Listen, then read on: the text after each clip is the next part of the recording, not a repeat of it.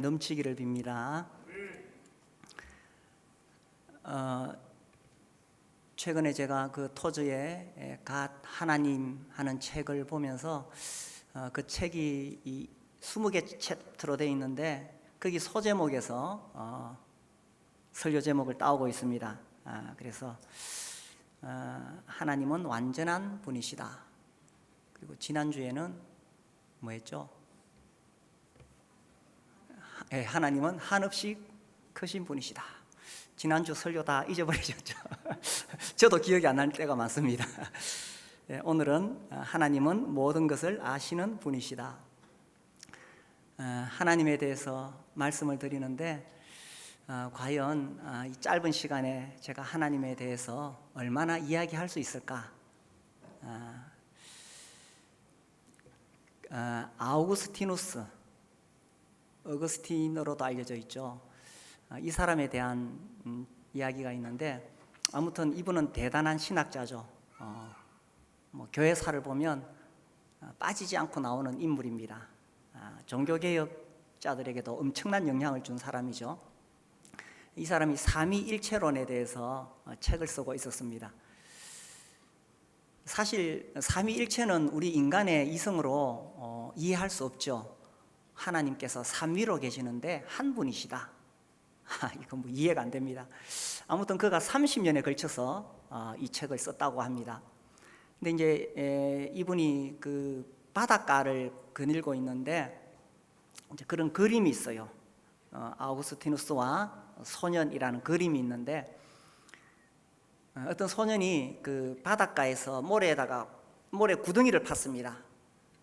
그리고 바닷물을 이렇게 한 움큼 쥐어다가 그 구덩이에 넣어요. 또 달려가서 바닷물을 한 움큼 이렇게 해가지고 또 그 모래 구덩이에 넣어요. 그래서 아우구스티누스가 물었어요. 얘야, 너 지금 뭐 하는 거니? 그러니까 제가 저기 바닷물을 지금 전부 여기 모래 구덩이에 넣으려고 그래요. 그래서 아우구스티누스가 웃었어요. 아이고, 얘야, 그게 가능한 일이냐? 웃었어요. 그러니까 이 소년이 아우구스티누스를 향해서 비웃었습니다. 당신도 하나님에 대해서, 삼위일체에 대해서 책 한 권 쓰려고 그러잖아요. 그게 가능한 일입니까? 그런 그림이 있습니다. 불완전한 인간이 어떻게 완전하신 하나님에 대해서 이야기를 할 수가 있겠고, 또 유한한 존재인 인간이 어떻게 한없이 크신 하나님을 말할 수가 있을까요? 모든 것을 아시는 하나님에 대해서 이 짧은 시간에 무엇을 이야기할 수가 있겠습니까? 잘못하면 신성모독이 됩니다. 하나님은 모든 것을 아시는 분이시다. 어떻게 아멘이 되십니까? 첫 번째 질문은 이것입니다. 하나님은 어디까지 아실까?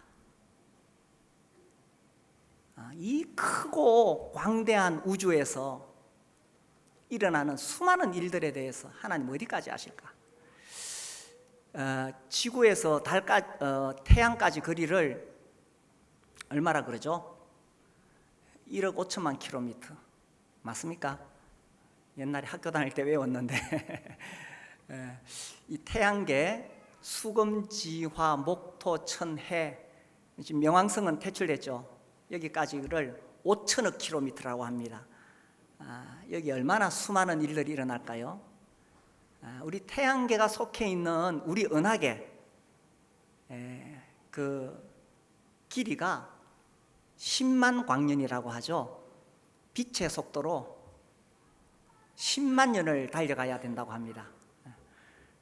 근데 이제 이런 은하계 안에 태양과 같은 별이 1,000억 개가 있다.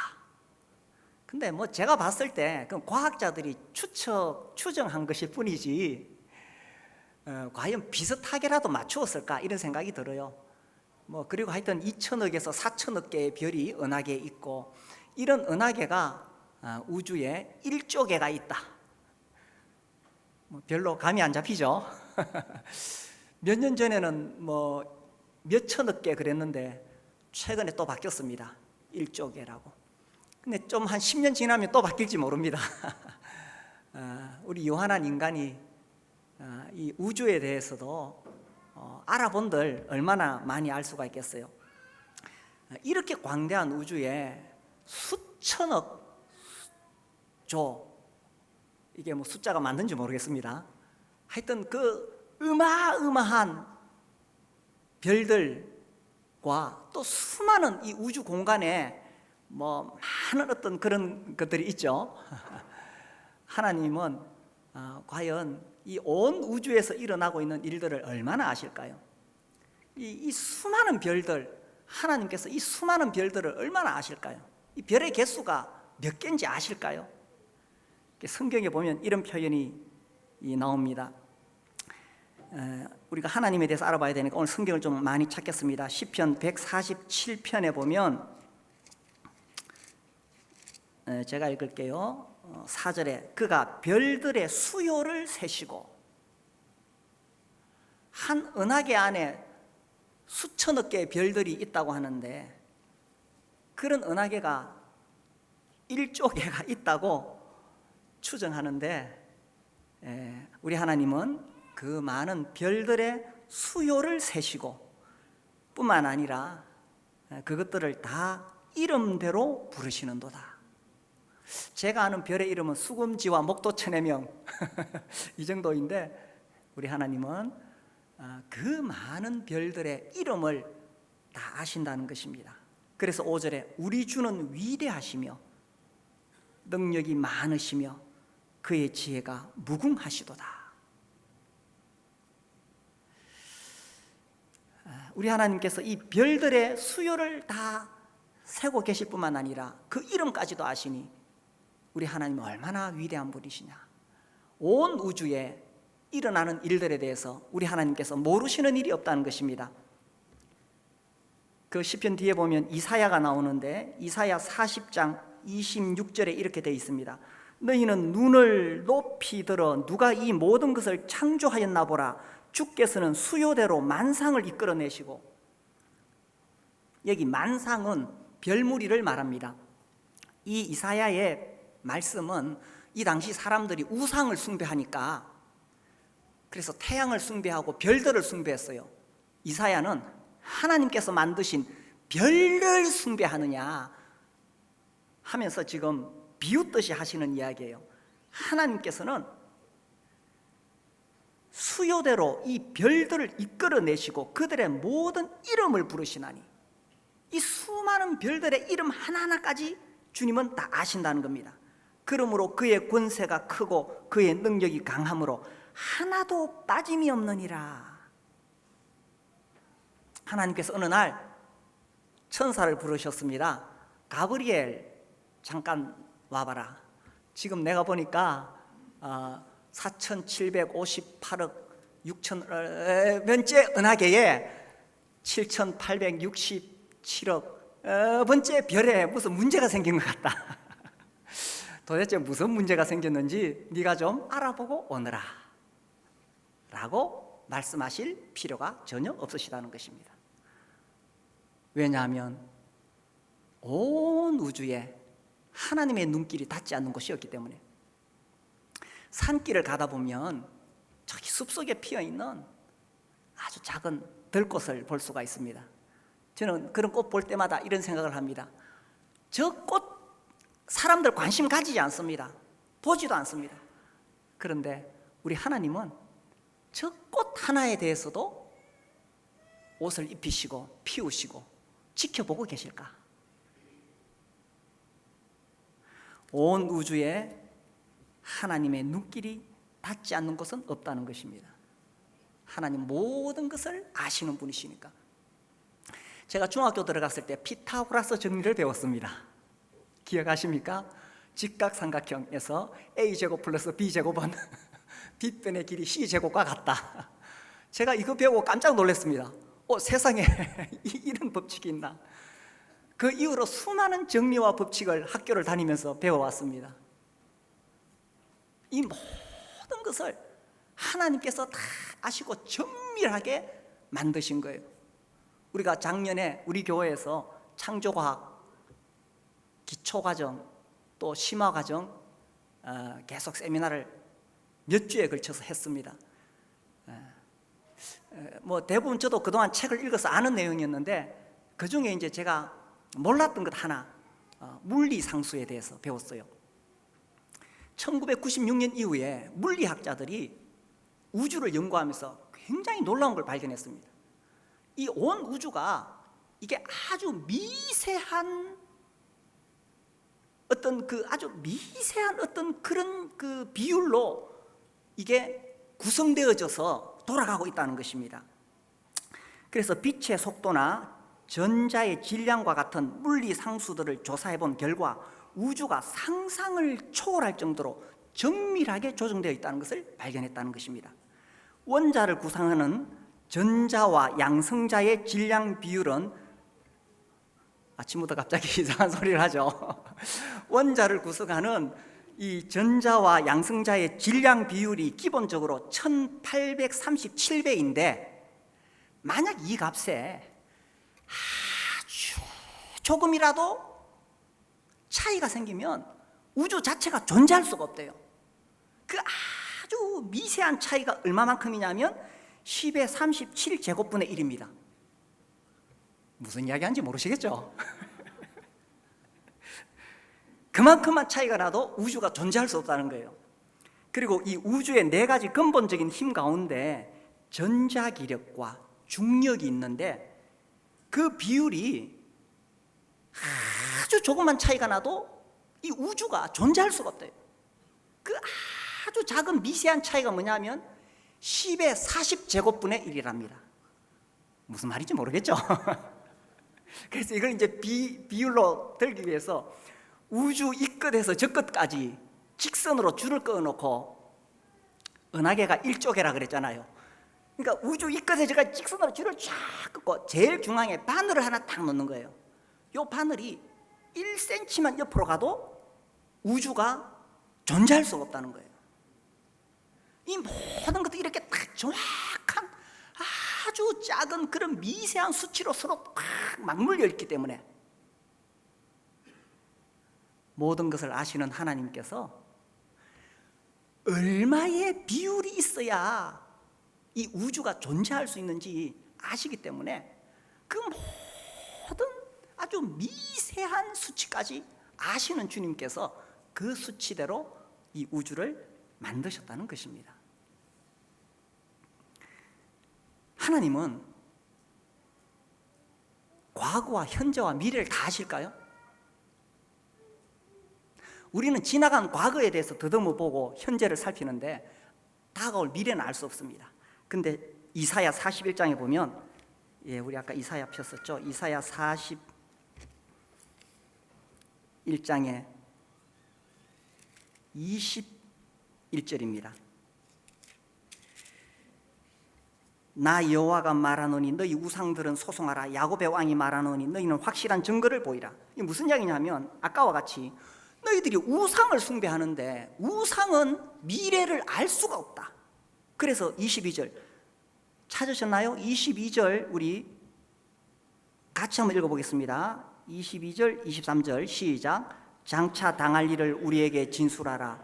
또 이전 일이 어떠한 것도 알게 하라. 우리가 마음에 두고 그 결말을 알아보리라. 혹 앞으로 올 일을 듣게 하며 뒤에 올 일을 알게 하라. 그리하면 너희가 신들인 줄 우리가 알리라.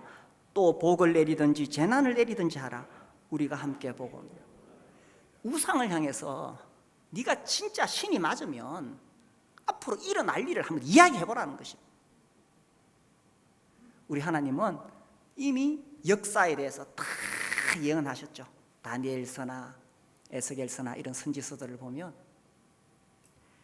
그래서 우리 하나님은 과거와 현재와 미래를 모든 것을 아시는 분이십니다. 이 다음번에 로또 1등 할 번호도 아실까요? 우리 하나님은 모든 것을 아시는 분이십니다. 그래서 우리가 할 수 있는 두 번째 질문은, 하나님은 나를 아실까? 별들의 수요를 세아리시고 별들의 이름을 아시는 하나님께서 나를 아실까? 현재 이 지구에 사람 수가 몇 명이나 되죠? 제가 어제 찾아보니까 77억이라고 되어 있더라고요. 그런가요? 이 77억 인구 중에 하나님께서 나를 아실까요? 수천억 되는 그 별들을 하나님께서 수요를 다 세아리시고 그 이름을 아신다면 하나님께서 나를 알지 않으실까요? 내 이름을 알지 않으실까요? 요한복음 10장에 예수님께서 이런 말씀을 하셨습니다. 제가 청년 시절 처음으로 성경을 읽기 시작할 때에 이 말씀을 읽고 굉장히 감동을 받았어요. 요한복음 10장 3절에 보면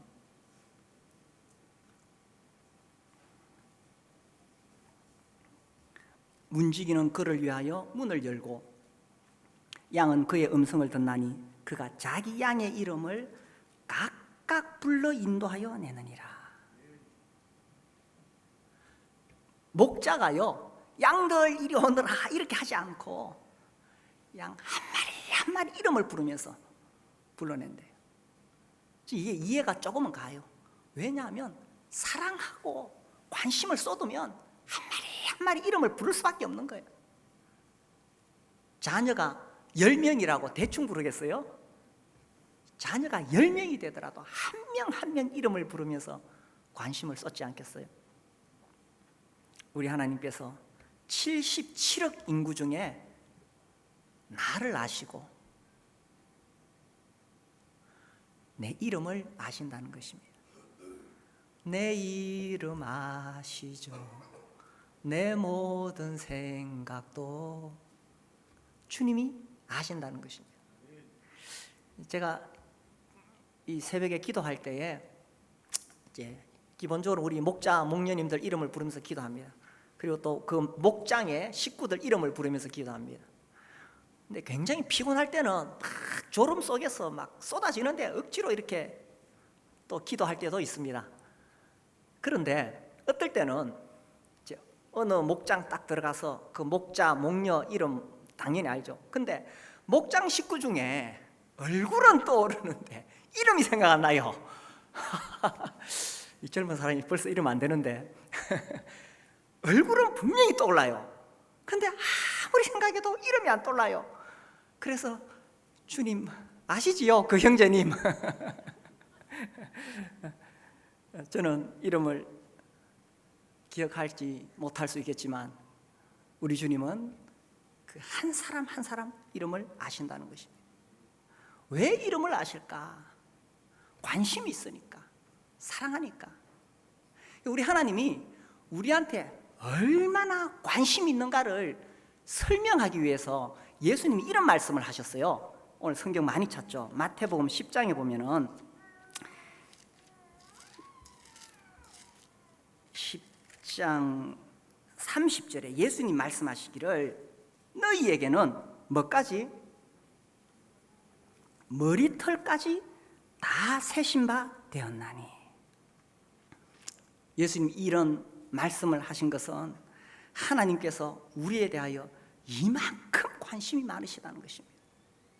뭐 머리털 그 숫자 뭐 세알이나 많아 그 무슨 큰 관계가 있겠어요?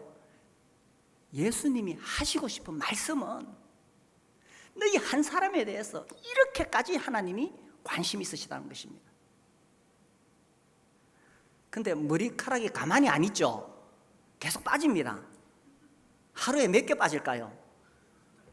어제 제가 찾아보니까 50개에서 70개 빠진답니다. 근데 100개 이상 빠지면 탈모를 의심하라. 아유, 우리 집에도 머리카락 많이 빠져요. 아유, 그 여자들 때문에. 이 기다란 머리카락이 막 온 집에 돌아다녀요. 제가 생각할 때 그 1년 동안 다 모으면 옷이라도 한 벌 짜겠어. 머리카락이 빠지고 새로 나고. 그런데 우리 주님이 다 세아리고 계신다는 거예요. 그래서 머리가 하나도 없는 사람이 큰 소리 치더라고요. 하나님 우리 때문에 좀 편하실 거라고. 어떤 형제님 만났는데 머리카락이 없어요. 자기가 막 아주 자부심을 가지고 있어요. 주님이 자기가 사랑스럽다고 아이고 예뻐라 예뻐라 하도 쓰다듬어 뭐 주셔가지고 머리카락이 다 빠졌대요. 아무튼 우리 하나님께서 머리털까지 세신다는 것은 이만큼 너에 대해서 관심이 있다는 것입니다. 하나님 나를 다 아십니다. 지난주에는 병원에 제가 건강검진을 갔어요. 중국에서 오신 선교사님 부부하고 같이 갔는데 뭐 여러 가지 검사하잖아요. 피 검사하고 뭐 하여튼 또 심장에 뭐 놓고 이렇게 검사하고 내시경 저는 수면 내시경 하고 싶은데 또 그 원장님은 꼭 또 수면 내시경 또 반대하셔요. 그래 입에다 집어넣고 막 이래 넣는데 마치고 나오니까 내시경 하면은 밖에서 이렇게 보통 이 TV로 보여주잖아요. 그 화면으로 나오니까 그 선교사님이 나는 형제님 속을 다 봤어요. 내 속을 다 보여줬어요. 원장님이 제 위 내시경 검사하시고는 100살까지 살겠네요 그러시더라고요. 제가 별로 속 썩일 일이 없는가 봐요. 그래서 그렇게 검사해서 우리를 알아내는데 우리 주님은 나를 다 보신다는 거예요. 어떻게 보시느냐? 살펴보신다고 되어 있어요. 시편 139편 우리 잘 아는 말씀이죠. 139편 1절에서 4절까지 우리 같이 한번 읽어보겠습니다.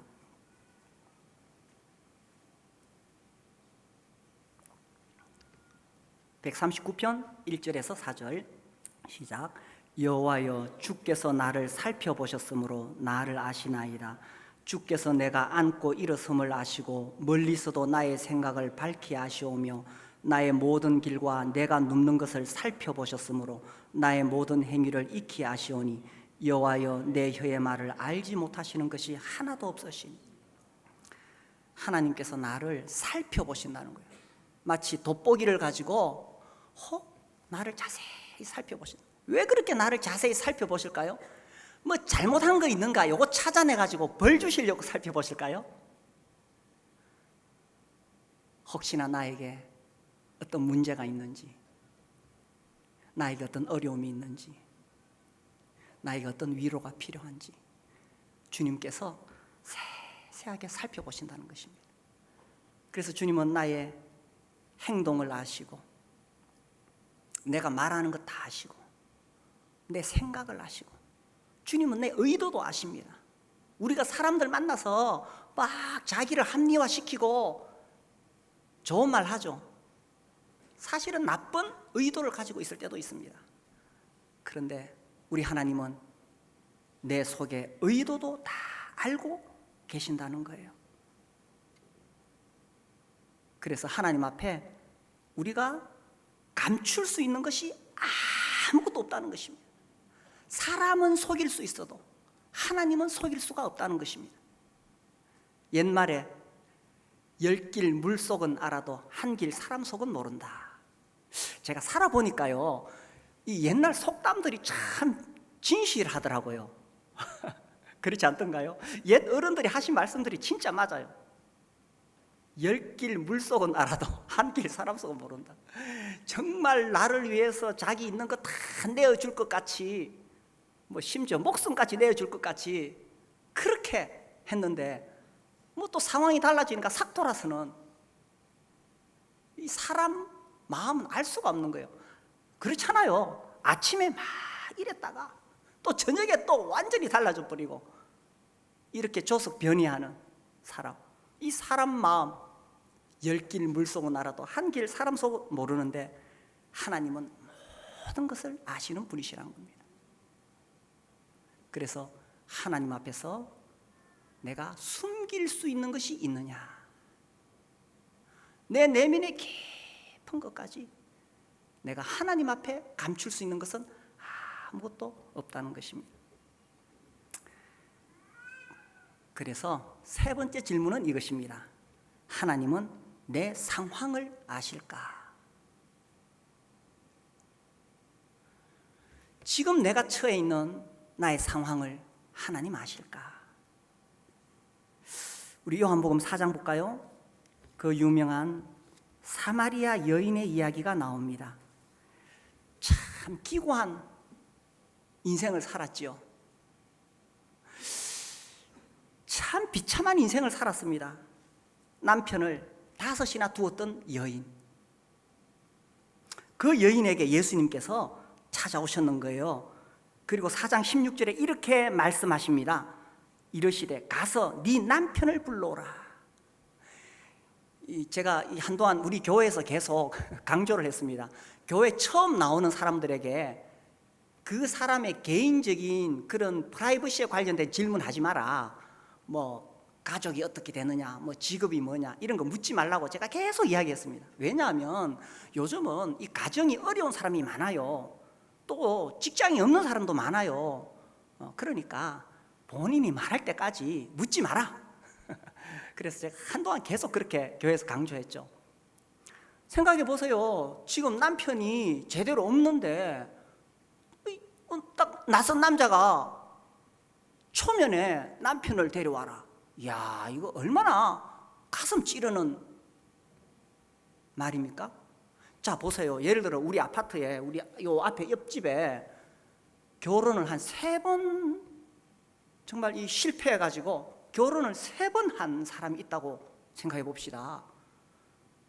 그 애기 엄마한테 가가지고 애기를 안고 있는데, 아주머니, 그 뭐 남편은 어떤 분이시고 뭐 어때요? 이래 물으면 완전히 그분의 그 마음을 상처를 찌르는 이야기가 안 되겠어요?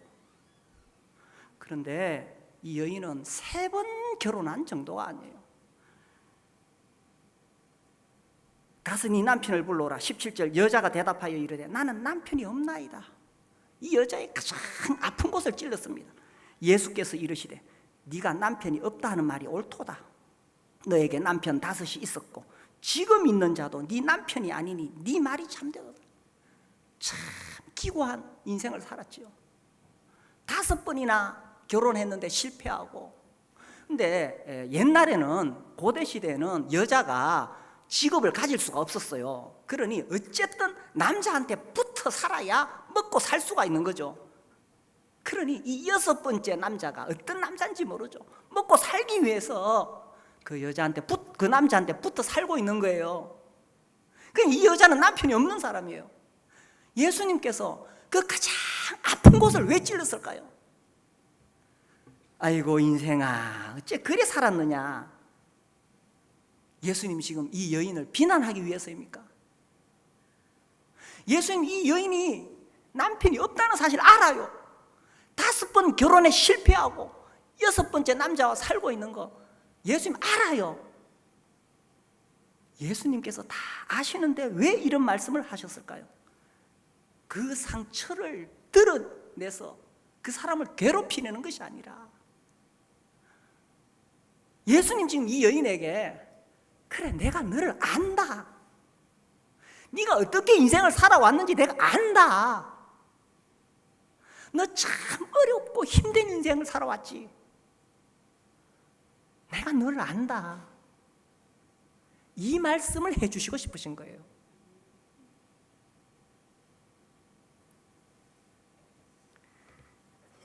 캠벨 몰간이라고 아주 유명한 설교자가 있습니다. 제가 이분의 책을 읽다가 기억나는 게 있어요.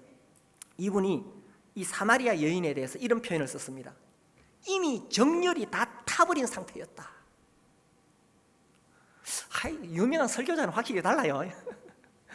이 여인은 정열이 다 타버린 상태였다.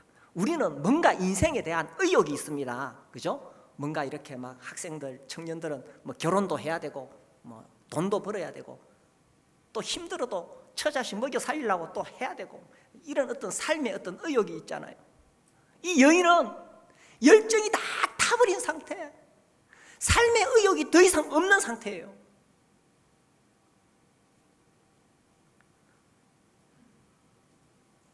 주님이 그 여인을 만나서 지금 남편을 데려오라 하시는 것은, 그래 네가 어떻게 살아왔는지 내가 다 안다는 거예요. 우리는 때로 어렵고 힘들 때에 누군가 내 마음을 좀 알아주기만 해도 위로가 되고 용기를 얻을 수가 있습니다. 내 아픈 마음을 어딘가에 가서 좀 호소할 수라만 있다면, 좀 누구 붙잡고 내 속에 있는 이야기 할 수만 있어도 좀 속이 후련해지겠고 이길 수 있을 것 같아요. 근데 그런 사람을 만나는 것이 쉽지 않죠? 그러나 우리 하나님은 나에 대하여 모든 것을 알고 계신다는 것입니다. 나의 과거의 실패, 요즘 젊은이들 말로 흑역사, 나의 과거의 실패, 나의 아픔, 나의 상처, 내가 지은 죄, 우리 하나님 다 알고 계십니다. 내가 감출 수 없습니다. 하나님 나의 상태를 아십니다. 나의 재정 상태를 아십니다. 내가 남편 때문에 지금 힘든 거 아십니다. 내가 자식 때문에 속 끓는 거 우리 주님 아십니다. 지금 내가 직장에서 어려움 당하는 거 주님 아십니다. 그리고 재정이 바닥난 것도 주님이 아십니다. 우리 주님은 나에 대하여 모든 것을 아신다는 것입니다. 아담이 선악과 따먹었을 때에 하나님께서 찾아오셨습니다. 아담아, 네가 어디 있느냐? 네가 어디 있느냐? 어디 있는지 몰라서 하나님께서 물으셨을까요?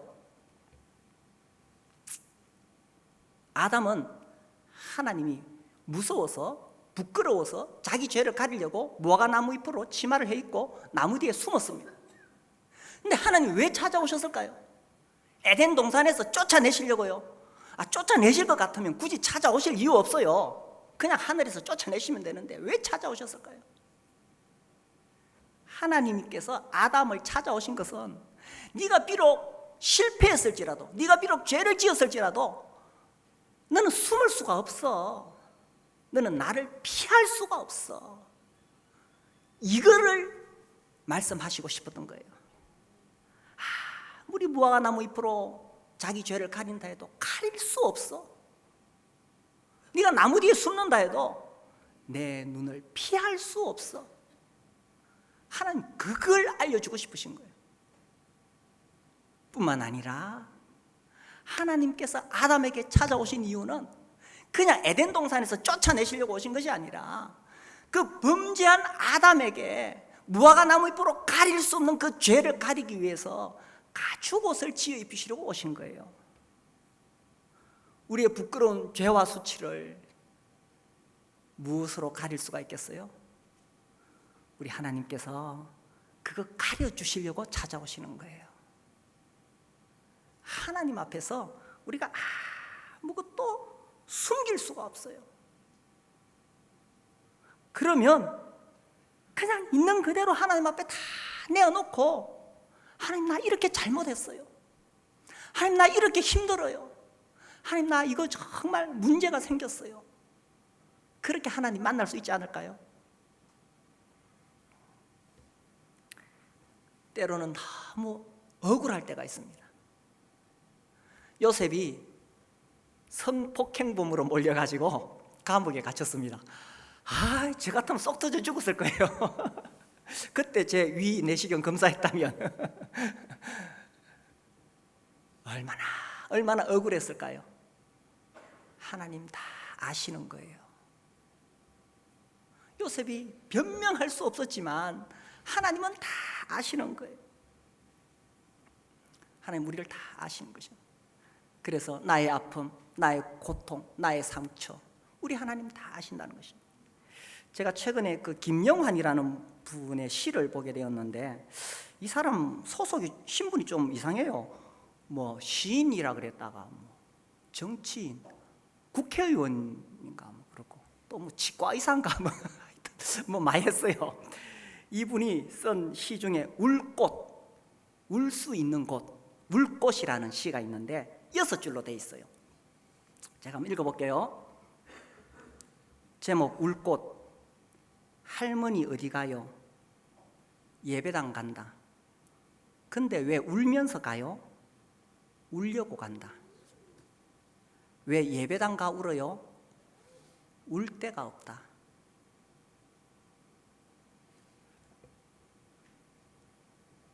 울고 싶은데 울 데가 없어요. 이 마음에 말할 수 없는 고통이 있는데 울 데가 없어요. 이걸 누구 앞에 하소연할 데가 없어요. 그래서 우리가 주님 앞에 나오는 것입니다. 그래서 우리가 교회에 오는 거예요. 주님, 나한테 이런 아픔이 있어요. 주님 아시죠? 하면서 주님 앞에 다 내어놓는 것입니다. 우리 주님은 다 알고 계십니다. 우리가 주님을 섬기는 것도 우리 하나님 다 알고 계십니다. 사람들이 우리에게 말하지요. 아이고, 교회 가서 그렇게 열심히 섬긴다고 누가 알아주나? 주님이 알아주십니다. 요한계시록 2장, 우리가 잘 아는 말씀, 예수님께서 에베소 교회 사자에게 말씀하셨지요. 계시록 2장 1절, 에베소 교회 사자에게 편지하라. 오른손에 있는 7별을 붙잡고 7 금촛대 사이를 거니시는 이가 이르시되, 2절 3절 같이 읽겠습니다. 시작. 내가 네 행위와 수고와 네 인내를 알고 또 악한 자들을 용납하지 아니한 것과 자칭 사도라 하되 아닌 자들을 시험하여 그의 거짓된 것을 네가 드러낸 것과 또 네가 참고 내 이름을 위하여 견디고 게으르지 아니한 것을 뭐라고요? 아노라. 우리가 주님 섬기면서 때로는 힘들어서 포기하고 싶을 때가 있습니다. 이 누가 알아주나? 우리 주님이 알아주신다는 거예요. 에베소 교회는 완전한 교회 아닙니다. 세상에 완전한 교회도 없고 완전한 사람도 없지요. 에베소 교회는 책망받을 일이 있었습니다. 그러나 그럼에도 불구하고 그 에베소 교회가 비록 부족했지만, 그렇지만 그들이 주님을 섬기려고 했던, 내가 네 행위를 안다, 네 수고를 안다, 네 인내를 안다, 그리고 네가 참고 내 이름을 위하여 견디고 게으르지 아니한 것을 내가 안다. 우리가 주님 섬기는 거 누가 알아주나요? 주님이 알아주신다는 거예요. 하나님은 모든 것을 아시는 분이시니까. 그래서 우리가 주님 위에 살다가 어렵고 힘들어서 중간에 포기하고 싶을 때에 주님이 알고 계신다는 사실을 기억하시기 바랍니다. 마지막으로 제가 시를 하나 읽어드릴게요. 제가 시를 하나 지었어요. 이런 적이 없었는데, 제목, 내가 다 안다. 사연으로 되어 있습니다. 사랑하는 내 아들 내 딸아, 내가 너의 얼룩진 과거를 다 안다. 너의 실패와 범죄와 네가 받은 상처도 내가 다 안단다. 사랑하는 내 아들 내 딸아, 네가 지금 안고 있는 현실의 무거운 짐도 내가 다 안다. 네가 감당하기에 너무 버거워 주저앉고 싶고 심지어 그대로 끝내고 싶은 네 마음도 나는 알고 있단다. 사랑하는 내 아들 내 딸아, 너의 어렵고 힘든 형편에도 나를 섬기려고, 지극히 작은 자 중에 하나를 섬기려고 애쓰는 너의 눈물과 섬김도 내가 다 알고 있다. 사랑하는 내 아들 내 딸아, 나와 함께 끝까지 가자꾸나. 내가 너를 알고 있다. 지치고 힘들 때 네 손을 꼭 잡아주마. 너를 위해 예비한 천성의 상급을 바라보고 너도 내 손을 꼭 잡고 끝까지 나와 함께 가자꾸나. 모든 것을 아시는 주님 앞에 우리의 인생을 드리고 주님과 함께 끝까지 그 손 잡고 가시게 되기를 바랍니다.